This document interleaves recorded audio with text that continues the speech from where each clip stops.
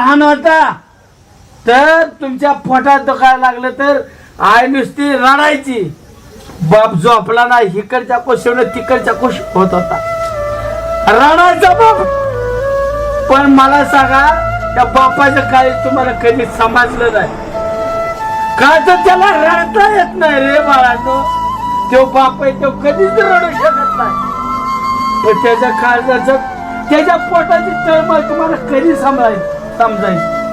हा, तो बाप छाती टुकून सांगतो, माझ्या पोरी आज तालुक्याला नंबर काढला.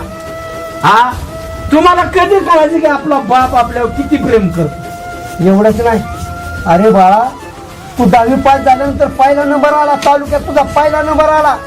तुझा हा बाप भेटला, आम्हाला भेटला, मला रामभाऊ, मला लय आनंद झालाय. पुरीला सायकल घ्यायची पण माझ्याकडे पैसे नाहीत, कारखान्याचा पगार लांबलाय, तिला गिफ्ट द्यायची. अरे 5-10 रुपये मागितलं त्यांनी का? माझं लेकरू सायकलवर गेलं पाहिजे, माझं लेकरू आता कॉलेजला जाणार. आणि हे तुम्हाला आम्ही समजून सांगत असताना तुम्हाला वाईट वाटण्याचं काय कारण आहे? आणि अजूनही प्रशांत दादा कारखान्यात ओव्हर टाइम करतात.